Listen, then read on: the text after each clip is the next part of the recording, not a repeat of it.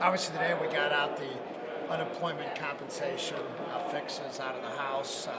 This was a bill that we did last session that was ultimately vetoed by the governor, and there were only 108 votes in the House to override his veto. During veto session, we passed it today with 112 votes, and we had a few members missing who were out for personal reasons today that would also be yeses on this bill. So it's looking, if the Senate can get this to the governor's desk, it's looking increasingly likely that we'll be able to override the governor on something we were not able to override him on last year. We also looking into starting three things today. The first is we've talked about quite a bit is really our job readiness and the institutions of higher learning in the state to try to coordinate both our education system with our employers in the state to make sure that the students we graduate are ready for jobs that are available out there. So we've traveled across the state. We've heard from employers in Kansas City, St. Louis, Springfield, outstate Missouri, Columbia, that there are thousands of jobs out there that are available to be filled today, but there's not a qualified workforce to fill those jobs. At the same time, we graduate thousands of students from our universities that can't find jobs when they get out of school. So we need to start breaking down those silos. This isn't necessarily something which costs a lot more money, but it's also, I think, what's going to require better communication between our colleges, community colleges, and universities, as well as the employers that employ people in the state.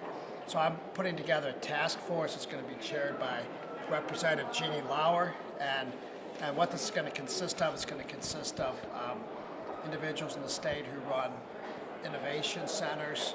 It's going to constitute members of higher ed, community colleges, as well as other employer organizations to start talking about what we can do to make sure that the students we graduate from our institutions of higher education can transition into jobs which are available now. An example I like to use is kind of the old McDonnell Douglas University of Missouri-Rolla, where the McDonnell Douglas worked closely with University of Missouri-Rolla at the time, which is now Missouri Science and Technology. And they would coordinate with what is needed in terms of curriculum to hire students right out of school. And the employer would make commitments to hire a certain amount of students every year. The university would make commitments to focus curriculum toward the employer's needs. And that did two things. One, it ensured students that got out of the school had a job. And second, it also attracted a lot of talent to the state because students from across the country would know if I go to the school, get degrees in these types of sectors and specialties, there was a pretty good chance of getting a good job with a quality company. And so we're going to try to reestablish that model in other places across the state. I'm excited to have Jeannie had that up during her time in the General Assembly. She's always been very interested in job readiness, been a champion for innovation centers and those sorts of things. So I look forward to us being able to put together some good recommendations on that. On another front, I'm asking Jay Barnes' Government Accountability Committee to look into some of the statements that have been made about the necessity for state participation in a stadium proposal in St. Louis. So, we've heard nothing, and everything I've seen reported has all been hypotheticals, speculation, without really any analysis on what this means to the state treasury. So I've asked Jay's committee to do three things actually. The first is, what is the actual direct benefit the state gets from having an NFL team here in the state and in the St. Louis market?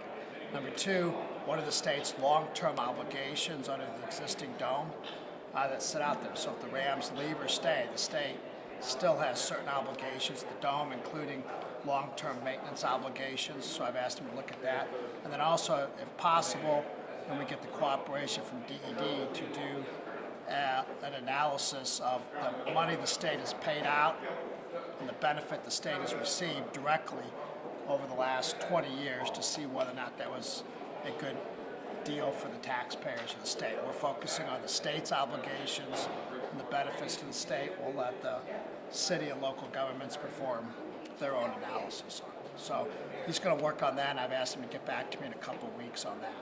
And then the third thing we're doing is I've asked Representative Kurtman's committee on government, what they call government efficiency, I believe it's called, as well as Glenn Kolkemeyer's Transportation Committee, to hold some joint hearings over the next 3 to 4 weeks to investigate and to learn what MoDOT's position is regard to our current road financing issues that we have, the issues we're going to be facing over the next couple of years, to find out what MoDOT knows about toll roads and other alternative sources of financing improvements to Interstate 70, and what their recommendations would be as to the options we have to address that. So I've asked them to get that back to me in the next 30 days, about the time we head out to spring break, so we can see if there's anything we can address in that regard coming up in the last couple of months of session.